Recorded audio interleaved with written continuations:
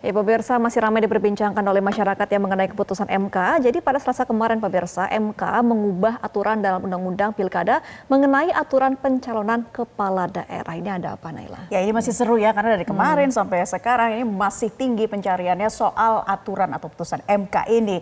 Nah, ngobrol-ngobrol soal politik ini, pemirsa, putusan nomor 60/P Undang-Undang 22/2024 ini terkait dengan penghitungan partai politik untuk mengusung kepala daerah.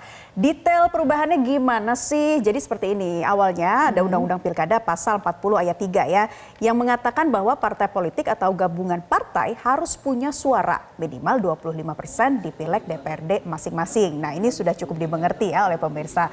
Putusan MK ini membuat syarat perolehan suara partai diturunin nih. Artinya enggak dipukul rata jadi 25% ya, melainkan berdasarkan total jumlah penduduk yang terdaftar sebagai pemilih.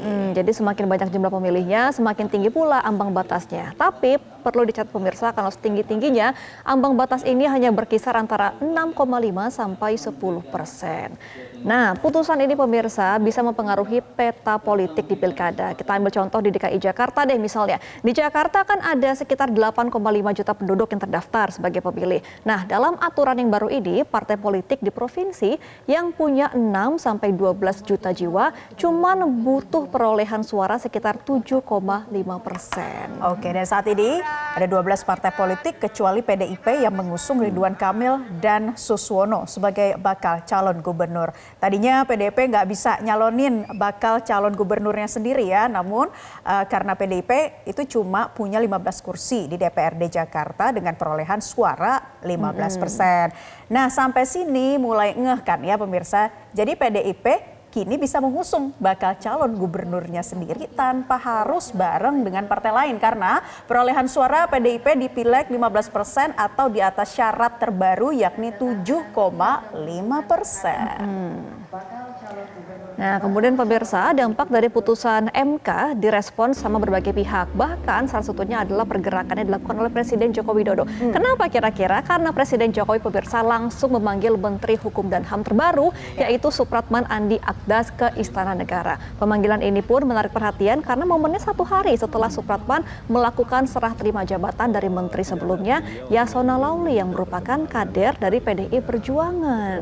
Jadi semakin menarik ini ya situasi politiknya. Nah, pemanggilan Supratman ke istana ini juga dilakukan hanya selang beberapa jam usai putusan MK dibacakan.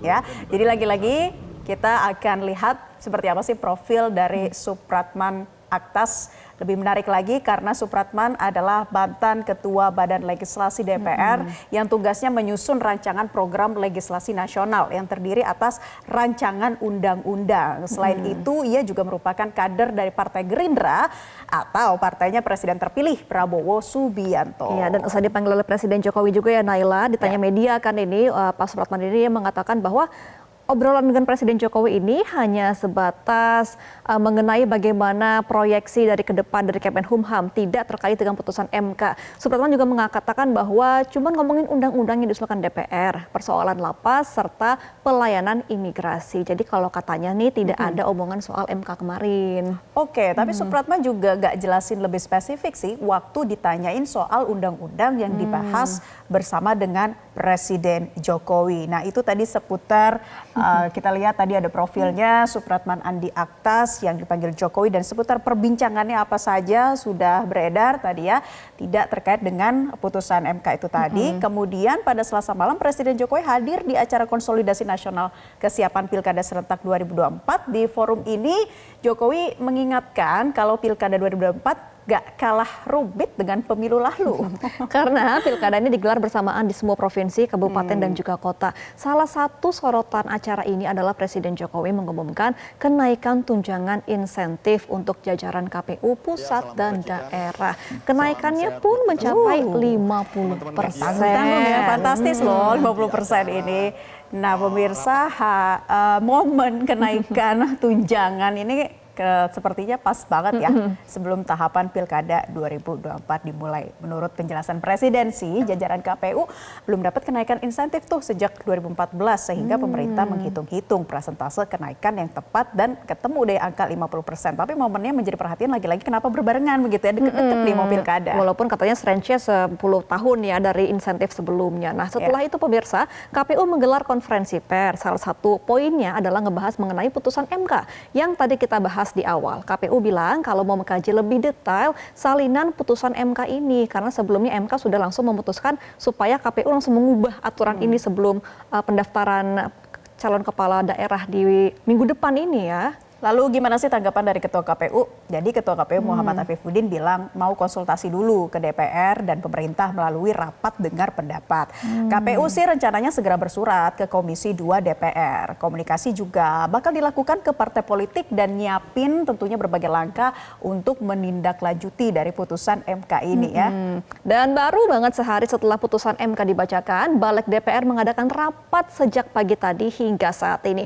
Ada 3 agenda yang terjadi. Pertama di pukul 10 waktu Indonesia Barat, di mana Balik mengadakan rapat kerja dengan pemerintah dan DPD untuk membahas RUU Pilkada.